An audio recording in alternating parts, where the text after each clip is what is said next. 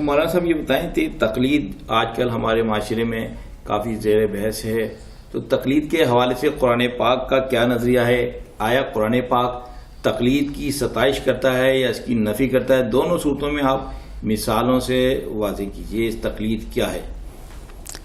سوال آپ کا ایک ایسا سوال ہے کہ جو تفصیل طلب ہے. اس کا جواب ہم آپ کو بہت تفصیل سے دینا چاہیں گے، کیونکہ جیسا کہ آپ نے سوال کے ابتدا میں کہا کہ زیر بحث ہے، لوگوں کے اذہان میں ہے، لوگوں کے درمیان اس کے اوپر گفتگو ہو رہی ہے، لوگوں میں اختلاف بھی ہو رہا ہے، لوگوں میں اتفاق بھی ہو رہا ہے، تو یقیناً اس کا جواب ہمیں بہت تفصیل سے دینا پڑے گا. تو دیکھیے، سب سے پہلے آپ یہ سمجھ لیں کہ لفظ تقلید یہ کیا ہے. تقلید اسی طرح بنا جیسے تصویر، تشہیر، تائید. یہ اس کو ہم عربی میں کہتے ہیں باب تفعیل، اور یہ باب تفعیل کا مصدر ہے. اس میں جب ہم فاعل بناتے ہیں تو بنتا ہے مقلد، جب مفعول بناتے ہیں تو بنتا ہے مقلد. ٹھیک ہے. اچھا، اب اس کی علم صرف کے اعتبار سے تھوڑی سی ہم نے وضاحت کر دی. اب آپ آئیں، تقلید کا لفظ جو ہے وہ اپنے ایک لغوی معنی رکھتا ہے، اور تقلید کا لفظ اپنے ایک فقہی معنی بھی رکھتا ہے. لغوی معنی الگ ہیں، فقہی معنی الگ ہیں. مسئلہ جو اتنا پیدا ہوتا ہے، جو لوگ پریشان ہوتے ہیں، وہ اس لیے کہ فقہی معنوں کو اور لغوی معنوں کو ملا دیا جاتا ہے، دونوں میں واضح فرق لوگوں تک نہیں پہنچا ہے. اچھا، تو اب پہلے آپ آئیں، قرآن کی بات ہو رہی ہے تو ظاہر ہمیں قرآن سے ہی بات کرنا ہے. قرآن میں لفظ تقلید کے اگر ہم لغوی معنی لیں تو ظاہر ہے کہ بنیادی طور پر قرآن کی تفسیر کا جو اصول ہے وہ یہی ہے کہ آپ کو پہلے لغوی معنی لینا پڑتے ہیں. لغوی معنوں کے علاوہ اگر آپ کوئی معنی لینا چاہتے ہیں تو اس کے لیے پھر دیکھنا پڑتا ہے کہ کوئی ایسا قرینہ ہے کہ ہم وہ معنی لیں. اگر وہ قرینہ نہیں ہے تو وہ معنی نہیں لیے جاتے. یہ بھی ایک ذیلی بات ہے جو ہم نے آپ کو بتا دی. اب آپ اور آگے بڑھیں. قرآن میں جو کچھ بھی لغوی معنوں میں گفتگو ہوئی ہے اس کو ہم الگ سمجھائیں گے، اور جو بات فقہی معنوں میں ہوئی ہے اس کو ہم الگ سمجھائیں گے، کیونکہ دونوں جگہ بالکل الگ الگ باتیں ہیں، ایک جیسی نہیں ہیں. دونوں پر ایک کا قیاس نہیں کیا جا سکتا، دونوں کو ہمیں الگ الگ کر کے دیکھنا پڑے گا. تو اب پہلی چیز آپ کی سمجھ میں آ گئی.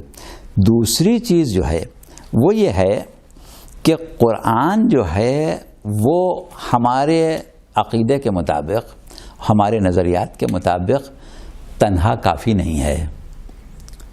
ہم جب قرآن کو سمجھنے جاتے ہیں، قرآن پر تفہیم کرنے جاتے ہیں، قرآن پر غور کرنے جاتے ہیں، تو ہم یہ جانتے ہیں کہ عہد رسالت میں قرآن 23 سال میں تھوڑا تھوڑا تھوڑا تھوڑا نازل ہوا ہے. پہلے دن پورا قرآن نہیں نازل ہو گیا تھا. تو وہ ذات کہ جو ایک دینی معاشرہ بنا رہی تھی، وہ ذات کہ جو ایک دین کی تفہیم، دین کی تفسیر، دین کی تعلیم دے رہی تھی، وہ ذات سرکار رسالت صلی اللہ علیہ وآلہ وسلم تھے. قرآن تو پہلے دن پورا نہیں نازل ہو گیا تھا، رسول کی تعلیم تھی، اور 23 سال میں تھوڑا تھوڑا تھوڑا تھوڑا کر کے نازل ہوا. تو اب قرآن کو سمجھنے کے لیے ہمیں تعلیم کتاب و حکمت کی ضرورت ہے. لہٰذا عہد رسالت میں بھی نہ صرف قرآن کافی تھا اور نہ ہی پورا قرآن موجود تھا. رسول کی وفات کے قریب جا کے کہیں قرآن پورا ہوا ہے. تو شروع میں تو قرآن پورا نہیں تھا نا، رسول تھے. اصل چیز رسول ہے، نہ کہ اصل چیز قرآن ہے. اب قرآن کو اگر رسول تنہا چھوڑ جاتے امت کے درمیان تو ہمارے لیے سوائے قرآن کے اور کوئی چیز ایسی نہیں ہوتی کہ جس سے ہم قرآن کی تفہیم میں مدد لیں. لیکن پروردگار عالم کے طے شدہ انتظام کے تحت سرکار رسالت جب دنیا سے گئے تو انی تارکن فیکم الثقلین کہہ کے گئے، کتاب اللہ و عترتی اہل بیتی کہہ کے گئے. تو اب ایسی صورت میں ہم اگر یہ چاہیں کہ صرف قرآن سے اپنا دین حاصل کر لیں تو اس کا مطلب یہ کہ جو اللہ اور رسول نے قرآن کے ساتھ ایک دوسری چیز شامل کی ہے، اس کو ہم نظر انداز کر رہے ہیں، اور ظاہر نظر انداز کریں گے تو مکمل طور سے ہم نہیں سمجھ سکیں گے. لہٰذا یہ کہنے والا کہ قرآن کی روشنی میں بتائیں، اس کے ذہن میں یہ ہم بتائیں گے قرآن کی روشنی میں، لیکن اس کے ذہن میں یہ بات ہونا چاہیے کہ قرآن کی روشنی کو حاصل کرنے کے لیے ہمیں اس علم کی روشنی چاہیے جو تعلیم کتاب و حکمت کی روشنی ہے. تو یہ بھی نقطہ اپنے ذہن میں رکھیے گا. اس کے بعد اور آگے بڑھیں. اب دیکھیے اس کے بعد یہ ہے کہ ہم یہ دیکھتے ہیں کہ قرآن کی تعلیمات میں سب کچھ ہے، یعنی قرآن نے ہم کو وہ علوم بھی عطا کیے ہیں جن کا تعلق عقل سے ہے، اور وہ علوم بھی عطا کیے ہیں کہ جن کا تعلق نقل سے ہے، یعنی ایک سے سن کے آگے بڑھانا. قرآن میں قصص انبیاء ہیں، انبیاء کے قصے قرآن میں لکھے ہوئے ہیں. تو کیا انبیاء کے قصے جو لکھے ہوئے ہیں اس پر آپ اس معاملے میں تو غور کر سکتے ہیں کہ بھئی اللہ نے اس کو قرآن میں کیوں رکھا، لیکن آپ یہ غور کریں کہ جناب موسیٰ شعیب کے یہاں کیوں گئے تھے، یا جناب موسیٰ کی شادی شعیب کی بیٹی کے ساتھ کیوں ہوئی، یہ تو آپ کے غور کرنے کی بات نہیں ہے، یہ صرف سمجھنے کی، سننے کی، لینے کی بات ہے. تو قرآن میں اللہ نے جب آپ کو عقائد اور نظریات کو سمجھنے کا حکم دیا، عقائد اور نظریات کو اختیار کرنے کا حکم دیا، تو بار بار کہا کہ غور کرو، غور کرو، غور کرو، عقل سے کام لو، عقل سے کام لو. سوچتے کیوں نہیں، کیا تمہارے دلوں پر قفل لگ گئے ہیں؟ یعنی عقیدے کے معاملے میں، دین کے معاملے میں ہمیشہ غور و فکر کی دعوت دی، سوچنے کی دعوت کی، سمجھنے کی دعوت کی، بغیر سوچے سمجھے دین کو اختیار کرنے سے منع کیا. اور یہی وہ چیز ہے کہ جس کو ہم قرآن میں دیکھتے ہیں کہ قرآن نے تقلید آبا سے منع کیا. اور یہ ہمارا اصول ہے دین کا کہ اگر ہم یہ عقیدہ رکھتے ہیں کہ اللہ ایک ہے، اللہ وحدہ لا شریک ہے، تو ہم اپنی دلیل سے رکھتے ہیں، نہ اس لیے کہ باپ نے بتایا تھا یا دادی نے بتایا تھا یا استاد نے بتایا تھا، اس لیے ہم اللہ کو ایک نہیں مانتے. ہم تفکر کے ذریعے یہ نتیجہ نکالتے ہیں کہ اللہ ایک ہے. تو یہ شے جو ہے یہاں پر عقائد اور نظریات کا جہاں معاملہ ہے، وہاں تقلید کے لغوی معنی کیا ہیں؟ تقلید کے لغوی معنی کسی کی اطاعت کرنا، کسی کا اتباع کرنا، کسی کی بات قبول کر لینا بغیر اپنی عقل استعمال کیے. تو جہاں عقائد و نظریات کی بات ہے وہاں تقلید سے سختی سے منع کیا گیا. آپ کے پاس اپنا عقیدہ ہونا چاہیے، آپ کے پاس اپنی دلیل ہونا چاہیے، آپ دین کو خود سمجھیں. باقاعدہ اعلان کر دیا لا اکراہ فی الدین، دین میں کوئی جبر نہیں ہے، نہ جبر سے قبول کرو، نہ کسی کی دیکھا دیکھی قبول کرو، اپنی عقل سے قبول کرو، سمجھ کے قبول کرو، غور کر کے قبول کرو، تعقل کر کے قبول کرو. تو یہ ہے دین کی روح. جہاں پر عقائد و نظریات کی تعمیر قرآن کرا رہا ہے وہاں غور کرو، عقل سے کام لو، غور کرو، عقل سے کام لو، یہ بات ہو رہی ہے. وہاں تقلید کرنے کو منع کیا جا رہا ہے. تو قرآن کا مزاج کیا ہوا کہ جہاں عقیدہ چاہیے وہاں فکر کرو، غور کرو، وہاں کسی کی پیروی نہیں کرنا ہے، وہاں کسی کے پیچھے نہیں چلنا ہے، وہاں کسی سے نہیں لینا ہے، وہاں تمہیں خود معاملے کو سمجھنا ہے، حق تک پہنچنا ہے اور اپنی عقل سے پہنچنا ہے. تو یہ ہوا اسلوب قرآن عقائد و نظریات کے بارے میں. اچھا، اب قرآن میں سب کچھ ہے، صرف عقائد و نظریات تو نہیں ہے. جیسا بھی ہم نے کہا بھائی انبیاء کے قصے بھی ہیں، احکامات بھی ہیں، نماز بھی ہے، روزہ بھی ہے، حج بھی ہے، زکوٰۃ بھی ہے، نکاح بھی ہے، شادی بیاہ بھی ہے، معاشرتی اصول بھی ہیں، سبھی کچھ ہے نا قرآن میں.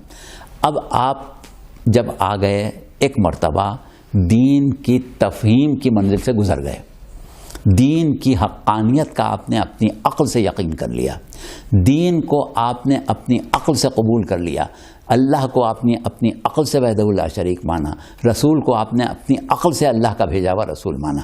یہاں تک آپ کو کسی کی تقلید نہیں کرنا ہے، کسی کے بتانے سے نہیں ماننا ہے. اب آپ آ گئے دین پر عمل کے معاملے میں. اب جب دین پر عمل کرنا ہے تو کیا کرنا ہے؟ اب وہاں رسول نے کیا کہا؟ فاتبعونی، وہاں نہیں کہا عقل سے کام لو، وہاں کا میرا اتباع کرو. جیسے میں نماز پڑھتا ہوں ویسے نماز پڑھو، جیسے میں حج کروں ویسے حج کرو، جیسے میں روزہ رکھوں ویسے روزہ رکھو، جیسے میں معاشرتی امور کو انجام دوں ویسے انجام دو. اب تمہارا اسوہ ہے.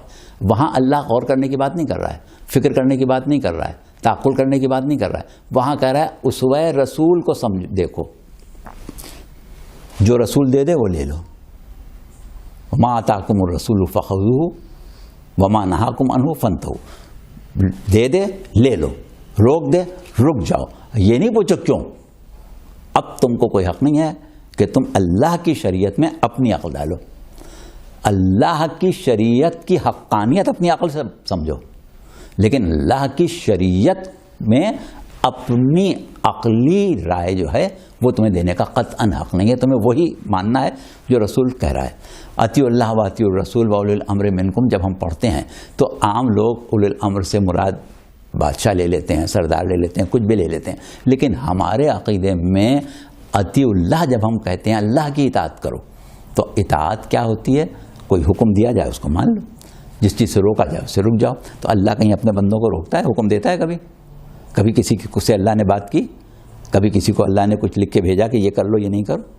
تو اللہ کی اطاعت تو ہم نہیں کر سکتے. کرتے کس کی اطاعت ہے؟ رسول کی اطاعت کرتے ہیں، وہی اللہ کی اطاعت ہے. اسی طریقے سے اللہ نے اپنی اطاعت کے لیے کیا کہا؟ اطیعوا اللہ. اور اس کے بعد جب رسول کی بات آئی تو کیا کہا؟ اطیعوا الرسول و اولی الامر. ایک مرتبہ اطیعوا کہا، رسول اور اولی الامر. تو جانے جیسے رسول کی اطاعت کرو ویسے اولی الامر کی اطاعت کرو. جو وہ کہے وہ کر لو، جو وہ دے دے وہ لے لو، جس سے رک جائے اس سے رک جاؤ. وہاں یہ نہیں پوچھنا ہے تمہیں کہ یا رسول اللہ ظہر کی 4 کیوں پڑھیں، یا رسول اللہ ہم روزہ رمضان میں کیوں رکھیں، ربیع الاول میں کیوں نہ رکھ لیں، حج ہم اس میں کیوں کریں، ذی الحجہ میں کیوں کریں، ہم کیوں نہ رجب میں کر لیں. بھائی وہ آپ کو پوچھنا ہی. آپ کہیں وہ کیا فرق پڑتا ہے؟ اب آپ عقل سے کہیں بھائی اب آپ عقلاً سمجھائیں کہ صاحب ربیع الاول میں حج کر لیں گے تو کیا فرق پڑے گا، ذی الحجہ میں حج کریں گے تو کیا فرق پڑے گا، کیا افادیت میں کمی آ جائے گی. تو سوال یہ کہ افادیت کی یہاں بات نہیں ہے، یہاں ہے اتباع.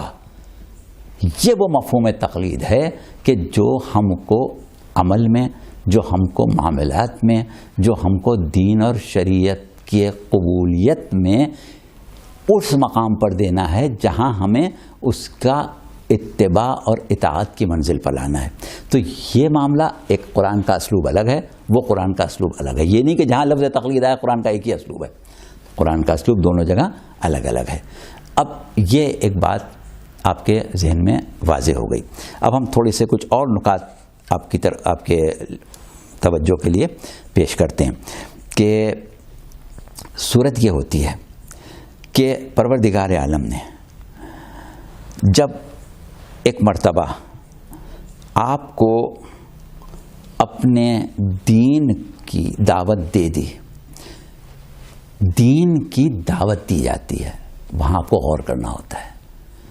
احکام کا حکم دیا جاتا ہے، وہاں آپ کو اطاعت کرنا ہوتی. تو ہمیشہ دین میں اور احکام میں فرق سمجھیں، دونوں کو ایک جگہ نہ رکھ دیں. دین میں آپ کو غور کرنا ہے، فکر کرنا ہے، وہاں آپ کو تقلید سے منع کیا گیا. لیکن احکام میں سر تسلیم خم کرنا ہے. اسلام کے معنی کیا ہیں؟ تسلیم کر لینا، قبول کر لینا. جب جو حکم آئے گا اس کو آپ کو بلا چون چرا قبول کرنا پڑے گا. اور جب دین کی حقانیت کی بات آئے گی تو آپ کو عقل کو استعمال کرنا پڑے گا. یہ چیز واضح ہو گئی. اب قرآن میں ایسی بہت سی آیتیں ہیں، جیسے بھی ہم نے پڑھی سورہ حشر کی آیت پڑھی یا سورہ نساء کی آیت پڑھی، یا اسی طریقے سے سورہ توبہ میں کہا یا ایھا الذین آمنوا اتقوا اللہ وکونوا مع الصادقین. سچوں کے ساتھ ہو جاؤ. سچوں کی حقانیت تمہیں عقل سے سمجھنا ہے، لیکن جب ان کے موقف پر آؤ گے تو تمہیں اپنی عقل کی نہیں استعمال کرنا ہے، ان کے موقف کو استعمال کرنا ہے، ان کے موقف کو قبول کرنا ہے. تو اس اعتبار سے پہلے تو آپ تقلید کا یہ مطلب سمجھ لیں. اچھا، اب اس کے بعد تھوڑے سے نکات ہم اور پیش کریں گے. سوال یہ ہے کہ قرآن نے آپ کو تفہیم دین کے اصول بھی سمجھا دیا اور دین پر عمل کرنے، احکامات اوامر و نواہی کو انجام دینے کا اصول اور اسلوب بھی بتا دیا. اب سوال یہ ہے کہ کیا پروردگار عالم نے ہم کو بے مقصد پیدا کیا ہے یا کسی مقصد سے پیدا کیا؟ اگر مقصد سے پیدا کیا ہے تو پھر ہمارے لیے واجب ہے کہ ہم اس مقصد کی تکمیل کے لیے ایک جہد مسلسل میں زندگی گزاریں کہ جو اللہ ہماری تخلیق سے مقصد رکھتا ہے وہ مقصد پورا ہو۔ اچھا، اب جب یہ بات طے ہو گئی کہ ہمیں اپنی تخلیق کے مقصد پر نظر رکھنا ہے، اس سے دور نہیں جانا ہے، ایک ہمارے پاس پوری راہ بن گئی، ایک صراط بن گئی کہ اس پر چلنا ہے ہمیں۔ اچھا، اب جب ایک صراط بن گئی، ایک راہ بن گئی، ایک تعین ہو گیا، اور ساتھ میں آپ سے یہ بھی کہہ دیا گیا کہ اللہ اور رسول اور اولی الامر کی اطاعت کرو، آپ سے یہ بھی کہا گیا کہ آپ صادقین کے ساتھ ہو جائیں، آپ سے یہ بھی کہا گیا کہ جو رسول دے دے وہ لے جاؤ، لے لو، آپ سے یہ بھی کہا گیا کہ گمراہی سے بچنے کے لیے قرآن کے ساتھ اطرت ضروری ہے۔ یہ ساری باتیں تو ہو چکی۔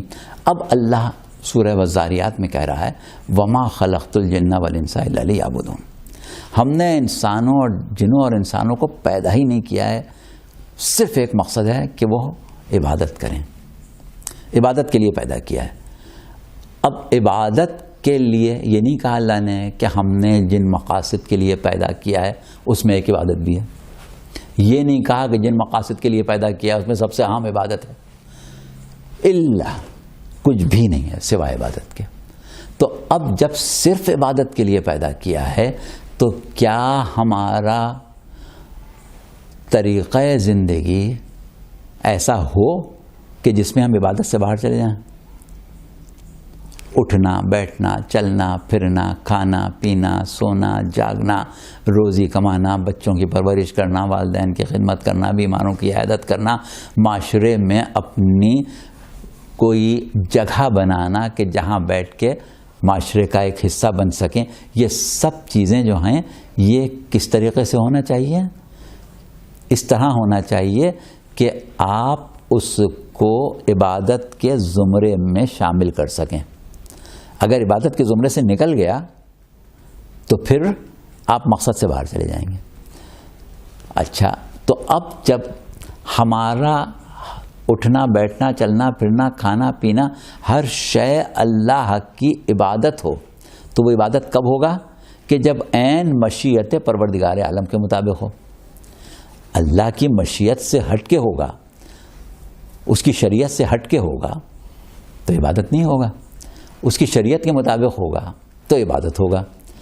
تو اب اگر یہ بات طے ہو گئی کہ ہمیں صرف اور صرف اللہ کی شریعت پر ہی عمل کرنا ہے، اس کی مشیت پر ہی باقی رہنا ہے، ایک لمحے بھر کے لیے بھی اس سے درگزر نہیں ہونا ہے، تو کیا یہ ضروری نہیں ہے کہ ہمیں اس بات کا علم ہو کہ کھائیں تو کیسے کھائیں، کیا کھائیں کیا نہ کھائیں، پئیں تو کیا پئیں کیا نہ پئیں، کیسے پئیں، اٹھیں تو کیسے اٹھیں، بیٹھیں تو کیسے بیٹھیں، سوئیں تو کیسے سوئیں، جاگیں تو کیسے جاگیں، بچوں کی پرورش کریں تو کیسے کریں، ماں باپ کی خدمت کریں تو کیسے کریں، معاشرے میں رفع عام کے کام کریں تو کیسے کریں، عبادات انجام دیں تو کیسے کریں، سفر میں نماز کیسے پڑھیں، حضر میں نماز کیسے پڑھیں، اختیار میں نماز کیسے پڑھیں، بیماری میں نماز کیسے پڑھیں، صحت میں نماز کیسے پڑھیں، روزہ کیسے رکھیں، حج کیسے کریں، یہ سب چیزیں ہمیں سوائے اللہ کی مرضی کے اور تو کوئی راستہ نہیں چاہیے نا، صرف اللہ کی مرضی چاہیے۔ تو اگر ہمارے اندر یہ استعداد علمی موجود ہے کہ ہم ہر معاملے میں اللہ کی مشیت کو سمجھتے ہیں، ہر معاملے میں اللہ کی مرضی کو جانتے ہیں، تو پھر ہمارے لیے واجب ہے کہ ہم خود ذاتی طور پر اپنی زندگی ایسے گزاریں کہ ہم اپنے ہر عمل کو قربتاً اللہ کہہ کے انجام دے سکیں، جو انجام دیں ہم یہ کہہ کے انجام دیں کہ یہ قربتاً اللہ ہے۔ اتنی آپ میں علمی استعداد ہے تو بے شک آپ ایسا کریں، ضروری یہی ہے کہ ایسی ہی زندگی گزاریں کہ ہر بات آپ کو معلوم ہو کہ میں نے اتنا سفر طے کیا تو مجھے نماز کیسے پڑھنا ہے، میں نے پیر میں میرے تکلیف ہے تو مجھے نماز کیسے پڑھنا ہے، میں جسم سے نجاست کو دور نہیں کر سکتا ہوں تو میرے لیے کیا حکم ہے خدا کا، ایک ایک بات آپ کو معلوم ہونا چاہیے۔ اگر نہیں معلوم ہے تو پھر آپ اپنے مقصد تخلیق کو پورا نہیں کر سکتے. تو جب مقصد تخلیق کو پورا کرنے کے لیے ہمیں ہر لمحے اللہ کی مشیت کو دیکھنا ہے, ہر لمحے اللہ کی مشیت پر چلنا ہے, تو ضروری ہے کہ ہم قرآن سے, حدیث سے, تعلیمات اہل بیت سے اتنے زیادہ واقف ہوں کہ ہمیں ہر عمل کے کرنے کے بعد یہ یقین ہو جائے کہ اللہ یہی چاہتا تھا, اس کے علاوہ کچھ نہیں چاہتا تھا. اور یقین کا مطلب عقلی یقین, یہ نہیں کہ ہمارے جو دل سے ہم نے کہا بس اللہ یہی چاہتا, ایسے نہیں. آپ ثابت کریں کہ اللہ یہی چاہتا تب وہ بات بنے جائے, ایسے نہیں بنے گی. تو اب ایسی صورت میں ضروری ہوا کہ ہر انسان پیدا ہوا ہے عبادت کے لیے, ہر انسان پیدا ہوا ہے حصول تقرب کے لیے, ہر انسان پیدا ہوا ہے معرفت خداوندی کے لیے, ہر انسان پیدا ہوا ہے تزکیہ نفس کے لیے, ہر انسان پیدا ہوا ہے سالمیت قلب کے لیے, ہر انسان پیدا ہوا ہے بالیدگی روح کے لیے, ہر انسان پیدا ہوا ہے کمال عقل کے لیے, ہر انسان پیدا ہوا ہے کمال مقام تقرب کے لیے. تو کیا ہر انسان میں یہ استعداد ہے کہ اس مقصد کو پورا کر لے؟ اگر ہر انسان میں یہ استعداد نہیں ہے تو پھر واجب ہو گیا کہ یہ استعداد پیدا کرے. اب معاشرہ جو ہے وہ کامیاب معاشرہ اس وقت ہوتا ہے کہ جب معاشرے میں ہر کردار ادا کرنے والے افراد موجود ہوں. اب واجب تو سب پر ہے کہ مقصد حیات کو پورا کریں, تو اگر سب علم دین سیکھنا شروع کر دیں تو باقی شعبے جو ہیں حیات کے وہ کہاں جائیں گے؟ طبیب کہاں سے ملیں گے؟ انجینئر کہاں سے ملیں گے؟ منصف کہاں سے ملیں گے؟ کسان کہاں سے ملے گا؟ مزدور کہاں سے ملیں گے؟ وکیل کہاں سے ملیں گے؟ معلمین کہاں سے ملیں گے؟ تو یہ تو بھی آپ کو ملیں گے نہیں اگر سب کے سب علم دین سیکھنے چلے جائیں. اس کا بھی حل پروردگار عالم نے قرآن میں ہی دیا ہے, قرآن کے باہر نہیں جائیں آپ. یہ تو ہم نے ایک ذیلی بات کہی تھی کہ قرآن سے باہر آپ کو تعلیمات اہل بیت دیکھنا ہے, صرف قرآن پر نہیں جانا ہے. لیکن جو چیزیں قرآن سے سامنے آ رہی ہیں وہ ہم آپ کو بیان کر کے بتائے دیتے ہیں. اب قرآن میں آپ چلے جائیں, سورہ توبہ کی آیت ہے 122. اب ویسے تو ہم وہ آیت بھی پڑھ دیں لیکن پہلے ترجمہ سن لیں تاکہ آپ کے ذہن نشین ہو جائے. آیت ہم نے نوٹ کر کے آپ کے لیے سامنے رکھی ہوئی, ہم پڑھ کے سنا سکتے ہیں, لیکن پہلے آپ ترجمہ سنیں اور بات کو سمجھیں. آیت تو گھر جا کے بھی پڑھ لیں گے. پروردگار کہہ رہا ہے کہ یہ بات مناسب نہیں ہے کہ سب مومنین جہاد کے لیے نکل کھڑے ہوں. ہر جماعت میں ایک گروہ کوچ نہیں کرتا تاکہ دین کی معرفت یعنی علم دین حاصل کرے اور علم دین یعنی کما حقہ حاصل کرے, حاصل کر کے اپنی قوم کی طرف پلٹے اور انہیں نظارت کرے. دین پر عمل کی جو تنبیہ ہے, نظارت سے مطلب دین پر عمل کی تنبیہ یعنی خوف خدا دلائے. تو اب تفہیم احکامات کی تعلیم دے. تو اب یہ کیوں ضروری ہوا کہ اللہ نے کہا کہ بھئی ہم نہیں چاہتے کہ تمہارے معاشرے کو درہم برہم کر دیں. تم کسان بن کے رہنا چاہتے ہو, کسان بن کے رہو. تم مزدور بن کے رہنا چاہتے ہو, مزدور بن کے رہو. تم ڈاکٹر بن کے, طبیب بن کے زندگی گزارنا چاہتے ہو, گزارو. انجینئر بن کے گزارو. لیکن اتنا دین کا علم تمہارے پاس ہونا چاہیے ہر لمحے, کیونکہ حالات بدلتے رہتے ہیں, انقلابات آتے رہتے ہیں, زمانہ بدلتا رہتا ہے. انسان کی مشاہدات اور کیفیات, زندگی کی کیفیات, بھئی جوانی میں انسان کو عمل کچھ اور طریقے سے کرنا تھا, بڑھاپے میں کچھ اور کرنا, بچپن میں کچھ اور کرنا تھا. تو حالات کے لحاظ سے ہمیشہ احکامات بدلتے جاتے ہیں. تو یا تو آپ کے پاس اتنا علم ہوتا جو کہ نہیں ہے, آپ ہیں مزدور, آپ ہیں کسان, آپ ہیں ڈاکٹر, آپ ہیں انجینئر, آپ ہیں منصف, آپ ہیں ٹیچر, آپ کچھ اور شعبہ زندگی سے تعلق رکھتے ہیں, آپ ہیں تاجر. تو اب اتنا علم آپ کے پاس نہیں ہے اور نہ آپ حاصل کر سکتے ہیں, تو اب کیا کریں؟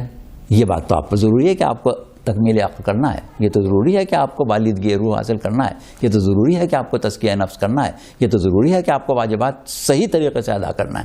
تو اب کیا کریں؟ اب کیا کریں؟ تو اب یہ جو قرآن حکم دے رہا ہے, ہم نے کہا نا کہ ایک فقہی مفہوم ہے. فقہی مفہوم یہ ہے کہ جو احکامات شرعیہ تم خود قرآن سے، حدیث سے، تعلیمات اہل بیت سے، تبلیغات پیغمبر اسلام سے اخذ نہیں کر سکتے، استنباط نہیں کر سکتے، اس کے لیے ایک گروہ تیار کرو. وہ گروہ تعلیم لے، دین کو سیکھے، دین میں تفہیم کرے، دین کو صحیح معنوں میں عمل پیرا ہونے کا طریقہ اس کے پاس ہو جائے، وہ حاصل کر لے. اس کے بعد اس کی قوم جو ہے وہ اس سے لے. یہ ہے تقلید فقہی. تو تقلید فقہی کو قرآن زور دے رہا ہے، تقلید فقہی کرو. تقلید عقائد کرنے کو منع کر رہا ہے. تقلید فقہی تو یہ قرآن حکم دے رہا ہے. ابھی ہم نے آیت کے نشان بھی بتا دیا اور آیت کا ترجمہ بھی بتا دیا. یہ ہے تقلید کا فقہی مفہوم، کہ تقلید کا فقہی مفہوم جو ہے اس کو آپ تقلید کے عقائدی مفہوم میں ٹھوک کے اس سے لوگوں کو گمراہ نہ کریں. عقائد والا مفہوم الگ ہے، عمل والا مفہوم الگ ہے، مقصد حیات والا مفہوم الگ ہے، اور تفہیم دین والا مفہوم بالکل الگ ہے. اچھا، اب یہ تو باتیں آپ کی سمجھ میں آ گئیں. اچھا، اب کچھ باتیں ہم اور بتا دیں. وہ یہ ہے کہ یہ جو فقہی مفہوم ہے اس میں بھی کسی غلط فہمی کی ضرورت نہیں ہے. یہ کوئی پیری مریدی نہیں ہے، یہ کوئی ماتحتی نہیں ہے، یہ کسی کی فکر کے زیر اثر آنے کا نام نہیں ہے، بلکہ یہ اللہ کا اور بندے کا تعلق ہے. مقلد اور مقلد کا کوئی رشتہ اس معنوں میں نہیں ہے، براہ راست کوئی رشتہ نہیں ہے. رشتہ یہ ہے کہ اس کو سیکھنا ہے، اس سے لینا ہے، اس سے پوچھنا ہے. قرآن میں باقاعدہ کہا گیا فاسألوا اہل الذکر، فاسألوا اہل الذکر ان کنتم لا تعلمون. اگر تم نہیں جانتے ہو تو اہل ذکر سے پوچھو. تو یہاں پر تقلید والی بات نہیں کی گئی ہے، پوچھنے کی بات کی گئی ہے. اہل ذکر سے پوچھو. جو لوگ کہتے ہیں کہ نہیں تم کو اللہ نے عقل دیا، خود سوچو، ارے بھائی فاسألوا اہل ذکر کیا بیکار ہے؟ آیت صاحبان ذکر سے پوچھو بیکار ہے؟ وہ قرآن میں نہیں ہے، کہیں باہر ہے، وہ بھی قرآن کی آیت ہے. بھئی جو تم نہیں جانتے وہ پوچھو. فاسألوا اہل ذکر ان کنتم لا تعلمون. جو چیز تم نہیں جانتے وہ اہل ذکر سے پوچھو. تو یہاں پر تقلید کی مخالفت ہے جس تک کو آپ کہہ رہے ہیں نا کہ اللہ نے تقلید کو منع کیا ہے. قرآن مجید میں کیا ہے؟ قرآن مجید میں تقلید کا حکم دیا جا رہا ہے، فاسألوا اہل ذکر، فاسألوا اہل ذکر ان کنتم لا تعلمون. تو اب وہاں پر کیا ہے کہ ہر شخص کے لیے، کیونکہ سیکھنا ہے، پوچھنا ہے، تو یہ سیکھنا اور پوچھنا جو ہے یہ خود تقاضۂ عقل ہے، بے عقلی نہیں ہے. لوگ تقلید کو بے عقلی کہہ کے پیش کر رہے ہیں. تقلید عقل ہے، حصول علم عقل ہے. علم عقل کا رزق ہے. اگر عقل کو رزق نہیں ملے گا تو عقل کیسے کام کرے گی؟ ایک شخص کو آپ علم نہ دیں، چاہے وہ کتنے ہی عقل مند ہو، اس کو آپ میڈیکل سائنس نہ پڑھائیں، اس سے کہیں میرا علاج کر دو، کر دے گا؟ آپ کہیں بھائی تم تو اتنے عقل مند ہو، علاج نہیں کر سکتے، تو وہ کہے گا بھائی عقل مند تو ہوں مگر علم طب تھوڑی سیکھا ہے. ایک شخص بہت عقل مند ہے، آپ اس سے کہیں بھائی میرا مکان بنا دو، میرے مقدمے کی پیروی کر دو، تم بڑے عقل مند. وہ کہا بھائی مقدمے کی پیروی کرنے کے لیے قانون کا علم چاہیے. عقل تو ہے لیکن عقل کا چراغ علم ہے، علم کے بغیر عقل کچھ بھی نہیں. تو عقل کے ساتھ جہل کو اس کا ضد قرار دے کے پیش کیا گیا ہے کہ جہاں جہل ہوگی وہاں عقل کام نہیں کرے گی. پیغمبر اسلام نے خاص طور سے کہا کہ بھائی عقل وہ شے اللہ نے تمہیں دی ہے کہ جو کبھی دھوکہ کھاتی ہی نہیں. جو چیز دھوکہ کھاتی وہ جہل کھاتا ہے، عقل نہیں کھاتی. تو جہل سے نکلنا عقل کا تقاضا ہے، اور تقلید جو ہے وہ حصول علم ہے، علم کو لینا ہے، اور یہ عین تقاضا عقل ہے. اچھا، یہاں تک بات آ گئی. اب ایک بات آپ اور بتائیں، وہ یہ ہے کہ ہم اگر اپنے معاشرے کو دیکھیں اور انسان کی فطرت کو دیکھیں اور دین کی حقانیت کو دیکھیں تو ہم یہ دیکھتے ہیں کہ دین جو ہے وہ کس طرح مرتب ہو رہا ہے. هو الذی بعث فی الامیین رسولا منہم یتلو علیہم آیاتہ ویزکیہم ویعلمہم الکتاب والحکمہ. تزکیہ نفس کون کر رہا ہے؟ رسول. کتاب و حکمت کی تعلیم کون دے رہا ہے؟ رسول. تو آپ کا رسول سے تعلق جو ہے وہ اولا بالتصرف کا ہے اور معلم اور طالب علم کا ہے. بعد رسول یہ چیز نفوس رسول کی طرف چلی گئی، اہل بیت کی طرف چلی گئی. اب اہل بیت کو دنیا نے ان کا مقام نہیں دیا، مرکز سے ہٹا دیا، مصیبتوں میں مبتلا رکھا، زندانوں میں رکھا، قتل کیا، سب کچھ کیا. اتنا ان کے خلاف ہوئے کہ آخری حجت کو غیبت میں جانا پڑ گیا. اور اللہ اگر غیبت میں نہ لے جاتا، آج بھی آ جائیں تو قتل کر دیے جائیں. اب ظاہر ہے کہ ان حالات میں وہ تسلسل تعلیم کتاب و حکمت جو ہے وہ ائمہ کہ جنہوں نے اپنی زندگیاں قربان کی، جنہوں نے اپنی اولادیں قربان کی، جنہوں نے اتنی قربانیاں دے کے تسلسل تعلیم کتاب و حکمت کو باقی رکھا، کیا ان کی یہ خواہش ہو سکتی ہے کہ یہ تسلسل ختم ہو جائے؟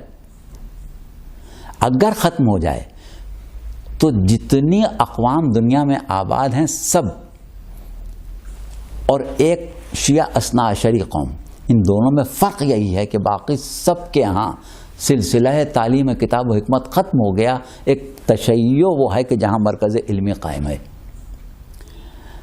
اب اگر ہم ایک مرتبہ بحیثیت انسان غور کریں معاشرے پر اور صرف یہ کہیں کہ آپ سب چھوڑ دیے، تقلید چھوڑ دیجیے، قرآن کو بھی اس وقت سامنے نہ رکھیے، حدیث کو بھی نہ رکھیے، کوئی بحث مباحثہ بھی نہ لیجیے، صرف اپنی عقل سلیم سے، کامن سینس سے یہ بتائیے کہ وہ قوم اور وہ معاشرہ بہتر اور فلاحی معاشرہ ہے جو ایک مرکز سے منسلک ہو، جس میں ایک فکر و نظر کا مرکز قائم ہو اور سب ایک موتیوں کی لڑی کی طرح پوری قوم پروئی ہوئی ہو، وہ بہتر ہے، یا وہ معاشرہ بہتر ہے جس میں سب پراگندہ ہوں، سب منتشر ہوں؟ صرف اپنی عقل سے اتنا بتا دیں کہ یہ بہتر ہے یا وہ بہتر ہے. وہ قومیں کہ جن میں یہ چیز نہیں تھی، انہوں نے اب کوشش کی کہ اس کو اپنا لیں، کہ کسی طریقے سے شیرازہ جو ہے وہ سمٹ جائے. شیعہ دشمن عناصر جو بڑے شاطر ہیں، ایک عرصے سے اس بات کا مشاہدہ کر رہے تھے کہ ہم نے اس قوم کو تباہ کرنے کے لیے دنیا کے سارے وسائل استعمال کیے، کوئی جتن نہیں چھوڑا، چاہے وہ پروپیگنڈا ہو، چاہے وہ دہشت گردی ہو، چاہے وہ ظلم ہو، چاہے وہ زندان ہو، چاہے وہ قتل ہو، کچھ بھی ہو، ہم نے سب کچھ کیا. لیکن یہ قوم اپنی جگہ باقی رہی. اس کی وجہ کیا ہے؟ تو وہ شاطران قوم، شاطران انسانیت کا لفظ استعمال ہی نہیں کر سکتے، شیاطین نے بہت سوچنے سمجھنے کے بعد، سر جوڑ کے بیٹھنے کے بعد ایک نتیجہ نکالا. کہا بھائی شیعہ قوم میں 3 چیزیں ہیں جس نے ان کو منظم بھی رکھا ہے، جس نے ان کو زندہ رکھا ہے، اور جس نے ان میں قوت بقا اور قوت حیات باقی رکھی ہے، جو باقی کسی قوم میں نہیں ہے. وہ 3 چیزیں کیا ہیں؟ ایک عزاداری سید الشہداء ہے، ایک حیات اور غیبت و ظہور امام معصوم ہے، اور ایک اجتہاد و تقلید کا پورا نظام ہے. اگر ان 3 نظاموں کو توڑ دیا جائے، ان 3 چیزوں سے ان کو الگ کر دیا جائے، تو پھر یہ تتر بتر ہو جائیں گے، پھر ہم ان کو جس طرح چاہیں اپنے قابو میں کر سکتے ہیں. لہٰذا انہوں نے ان 3 چیزوں پر حملہ کیا. پہلا حملہ عزائے سید الشہداء پر کیا. اور عزاداری کی اصلاح کے نام سے، تعقل کے نام سے، دیگر چیزوں کے نام سے شکوک و شبہات پیدا کرنا شروع کیے. یہ راوی جھوٹا ہے، یہ حدیث غلط ہے، یہ غالیوں کی پیداوار ہے، یہ زیارت کے جملے تحریف کے ہیں، تاکہ لوگوں میں وہ مانیں یا نہ مانیں اشتباہات پیدا ہو جائیں. ہم نے خود ایک صاحب کے قول کو ایک عالم سے نقل کرتے ہوئے سنا کہ وہ یہ کہہ رہے تھے کہ میں ان لوگوں میں سے تھا کہ جو مجالس میں مسائل میں بہت گریا کرتا تھا، لیکن اب جو بھی روایت میں سنتا ہوں مجھے یاد آتا ہے کہ مجھ سے تو کہا گیا تھا کہ یہ راوی ضعیف ہے، مجھے تو یہ کہا گیا تھا، مجھے تو کیا ہوا کہ پہلا کام آپ نے یہ کیا کہ ایسے لوگ پیدا کیے کہ جو اس قسم کے مسائل پڑھیں کہ جن کو عقل قبول نہ کرے، جن کو دین قبول نہ کرے، جن کو شریعت قبول نہ کرے، جن کو تشیع قبول نہ کرے، اور آہستہ آہستہ آپ کو عزاداری سے دور کرنا شروع کر دیا. دوسرا کام کیا کیا کہ کسی طریقے سے یہ غیبت و ظہور امام جو ہے اس کو مشکوک کر دو. عام مسلمان جو ہیں ان کا عقیدہ یہ ہے، جو امام مہدی کو مانتے ہیں، کہ امام مہدی پیدا ہوں گے، ابھی پیدا نہیں ہوئے. اس کا مطلب کیا؟ نہ ان کے حیات کے قائل، نہ ان کی غیبت کے قائل، نہ ان کے ظہور کے قائل، پیدائش کو ہی ظہور سمجھتے. اچھا، اب ہمارا وہ مذہب ہے کہ جو اسرار و رموز غیبت بھی سمجھتا ہے، اسرار و رموز ظہور بھی سمجھتا تھا، اور اسرار و رموز حیات حجت خدا بھی سمجھتا تھا. لہٰذا آپ کو ایک کام یہ دیا گیا کہ ولادت کا نام ظہور رکھ دیا گیا. ظہور امام حسین ہو رہا ہے، ظہور امیر المومنین ہو رہا ہے، ظہور امام زمانہ ہو رہا ہے. کیا ہوا کہ اب ولادت باسعادت جو تھی وہ ظہور بن گئی. اب جب چند نسلیں گزر جائیں گی تو آپ ظہور میں اور ولادت میں فرق بھول جائیں گے. ظہور کا تصور ولادت بنا دیا. جب ظہور کا تصور ولادت بنا دیا تو جب آپ کہیں گے کہ 12ویں امام کا ظہور نہیں ہوا، اس کا 12ویں امام نہیں پیدا ہوا. ظہور تو پیدا ہونے کو کہتے ہیں نا، نہیں پیدا ہوا. تو کیا ہوا؟ عام لوگوں کے صف میں جا کے کھڑے ہو گئے نا. اب آپ کے لیے ظہور جو ہے وہ جاء الحق و زہق الباطل و ان الباطل کان زہوقا نہیں رہ گیا، ولادت باسعادت ہو گئی. آج ظہور امام حسین کی تاریخ ہے، آج ظہور امام سجاد کی تاریخ ہے. اب تو سب کا ظہور ہو رہا ہے نا. تو جب آپ کہیں گے آج ظہور امام زمانہ ہو رہا تھا کہ نہیں پیدا ہو رہے ہیں، تو آپ کا یہ تصور ظہور جو تھا جاء الحق و زہق الباطل و ان الباطل کان زہوقا جو تھا اس کو ختم کر کے ولادت بنا دیا. آپ بہت خوشی سے دوڑ گئے، سب نے پرچوں میں لکھنا شروع کر دیا، اشتہار میں لکھنا کر دیا، ظہور پر نور امام زمانہ مبارک، ظہور پر نور امام حسین مبارک، ظہور پر نور امام حسن مبارک. بھائی یہ ظہور کب ہے؟ یہ ولادت ہے.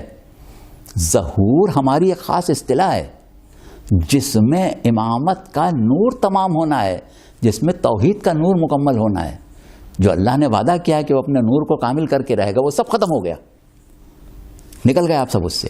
اب یہ تیسری چیز جو تھی اس کے لیے آپ نے ٹولے بیان بنائے کہ ارے عقل سے کام لو، ارے تقلید کیا چیز ہوتی ہے، ارے یہ کیا ہوتا ہے، ارے وہ کیا ہوتا ہے، ارے تقلید میں تو تم کسی کے غلام ہو کے رہتے ہو، ارے تقلید کیا چیز ہے، اللہ نے قرآن میں عقل سے کام لینے کا حکم دیا ہے، اللہ نے تقلید کا حکم ہی کم دیا ہے، دکھاؤ قرآن میں کہاں لکھا ہے تقلید کرو. ابھی کہاں لکھا ہے؟ ہم نے دکھا دیا نا. کہاں لکھا ہے تقلید کرو؟ بھائی یہ لکھا ہے قرآن میں کہ آپ کو عمل صحیح ادا کرنا ہے، اس میں غلطی نہیں کرنا ہے، کیسے کریں گے؟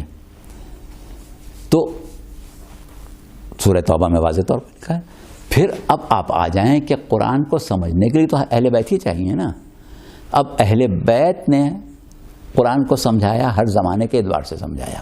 ہمارے پاس ائمہ کے جو ادوار ہیں اس کو ہم نے مختلف حالات کے اعتبار سے تقسیم کیا ہے. جیسے امام حسن امام حسین کا دور ہے، اس کو عہد حسنین کہتے ہیں. امام باقر علیہ السلام امام صادق علیہ السلام کا دور ہے، اس کو ہم عہد حسنین کہتے ہیں. امام علی نقی علیہ السلام امام حسن عسکری علیہ السلام کا ہے جس کو ہم عہد عسکریین کہتے ہیں. عہد عسکریین ہمارا وہ ہے کہ جس کے بعد غیبت کبریٰ ہونے والی تھی، لہٰذا اس عہد میں غیبت کبریٰ کی پوری تیاری کی گئی اور پورے احکامات غیبت کبریٰ کے آپ کو عہد عسکریین میں مل جائیں گے. اب بہت مشہور وصیت ہے امام حسن عسکری کی، مشہور حدیث ہے امام زمانہ کی، ہدایت ہے اس کو آپ ہدایت کہیں، اس کو آپ وصیت کہیں. امام زمانہ کی ہدایت ہے، امام حسن عسکری علیہ السلام کی وصیت ہے. وہ آپ لوگوں کو سب کو یاد ہے، ہم اس کو دہرا نہیں رہے ہیں. اس کا لب لباب کیا ہے کہ غیبت امام میں تم ان افراد سے دین کو لو کہ جو دل میں خوف خدا رکھتے ہیں، جو دین کی تفہیم کے قابل ہیں، ان کی پوری صفات بیان کی گئی. ہم اپنے الفاظ میں بیان کر رہے ہیں، امام کی حدیث نہیں بیان کر رہے ہیں، ہم سب کو یاد ہے. اور اس کے بعد آپ نے ایک خاص جملہ کہا کہ وہ میری طرف سے تمہارے اوپر حجت ہیں اور میں اللہ کی طرف سے ان پر حجت ہوں. تو یعنی ایک مرکز بنایا. اب اس مرکز کو توڑنے کے لیے یہ سارے کام ہو رہے ہیں کہ تقلید کیا ہے، تقلید کیا ہے، تقلید کیا ہے. بھائی تقلید یہی ہے کہ آپ اپنے مرکز سے قائم رہیں، آپ دین کو سمجھیں، دین پر عمل کریں. فَاسْأَلُوا أَهْلَ الذِّكْرِ إِن كُنتُمْ لَا تَعْلَمُونَ. آپ کے معاشرے میں کچھ افراد ہوں کہ جو دین کی تعلیم حاصل کریں اور اس کے بعد آپ بے چون و چرا ان سے تعلیم لیں. یہی تقلید ہے، یہی تقلید ہے، اس کے علاوہ کوئی تقلید نہیں ہے. اب یہ جو شیعہ دشمن عناصر کی سازشیں تھیں وہ ہم نے آپ کو بہت واضح طور پر بتا دیں. اور یہ پوری مہم جو چل رہی ہے وہ آپ سب کے سامنے ہے، کوئی یہ نہیں ہے کہ خالی ہم نے دیکھی. اور تمام بنیادیں جو تھیں تشیع کی مضبوطی کی، اس کو توڑا جا رہا ہے. اب آپ دیکھیں کہ وہ مذاہب جن میں حقانیت نہیں تھی، قادیانی مذہب نے اپنا حساب کتاب مرکزیت قائم کر کے ایک خلیفہ مقرر کر کے مرکزیت قائم کی. جو ہمارے تشیع کے فرقے اثنا عشری کے علاوہ ہیں بہت کم ہیں، افرادی طاقت کم ہے، لیکن مرکزیت کی وجہ سے ان میں ایک زندگی کی لہر موجود ہے. اسماعیلیوں کو، آغا خانیوں کو دیکھ لیں، کیونکہ ان کے پاس دین ایمان سب رخصت ہو گیا ہے، لیکن صرف ایک مرکزیت ہے جس نے ان کو مضبوط کیا ہوا ہے. آپ بہرا فرقے کو دیکھ لیں، ان کے پاس مرکزیت ہے. تو اثنا عشری کیونکہ سب سے بڑی جماعت تھی، سب سے بڑی افرادی طاقت تھی. اور آج آپ دیکھ رہے ہیں کہ دنیا کی نظریں شیعہ مراجع کی طرف ہیں. ابھی آپ نے دیکھا کہ روحانی پیشوا کیتھولک کا شیعہ کے پاس آیا. یہ آج کا پروگرام نہیں تھا، یہ خدا جانے 50 سال پرانا پروگرام تھا کہ 60 سال پرانا پروگرام تھا. لیکن یہاں تک پہنچنے سے پہلے دوسرے عوامل سرگرم ہو گئے کہ قبل اس کے کہ مرجعیت کے سامنے دنیا جھکے، تم شیعوں کو مرجعیت سے ہی نکال لو، تقلید سے ہی تم ان کا پیچھا چھوڑا دو. تو یہ بڑی سرگرم عمل قوتیں ہیں جو کام کر رہی ہیں تاکہ آپ تقلید کو چھوڑ دیں، تقلید سے الگ ہو جائیں، شیرازہ منتشر ہو جائے اور آپ اسی طرح زندگی گزاریں جیسے دیگر قومیں گزار رہی ہیں. وہ جو ایک تشیع کی زندہ زندگی ہے اس سے آپ کو نکالا جا رہا ہے. یہ سوال کرنے والا کہاں سے لایا، کیوں لایا، کس نے دیا، کیوں بنا یہ سوال، یہ ہم کیوں کہ دنیا کو دیکھ رہے ہیں، ہمارے ہاتھ دنیا کی نبضوں پر ہیں، اس لیے ہم جانتے ہیں. سوال چھوٹا سا تھا لیکن اس کا 1 گھنٹے کا جواب دینے کا مقصد کیا ہے؟ اس لیے کہ ہم اس نفس پر ہاتھ رکھ کے بیٹھے ہوئے ہیں جو ان فتنوں کا سبب بن رہی ہے. تو لہٰذا آج کی حد تک ہم اپنے گفتگو کو یہاں پر تمام کر رہے ہیں اور اپنے ناظرین سے اجازت طلب کر رہے ہیں. آپ نے اس وقت ولایت ٹی وی کی وساطت سے ہم سے گفتگو سن لی اور اس گفتگو کو آپ نہ صرف سن کے چھوڑ دیں بلکہ اس کو ذہن نشین کریں. اور ہماری یہ خواہش ہے کہ آپ ان تمام لوگوں کو کہ جو حق کی تلاش میں ہیں، جن کو منتشر کیا گیا ہے، جن کو گمراہ کیا گیا ہے، جن کو مختلف انداز سے اشتباہات میں مبتلا کیا گیا ہے، ان کی اصلاح کریں. خدا حافظ، فی امان اللہ.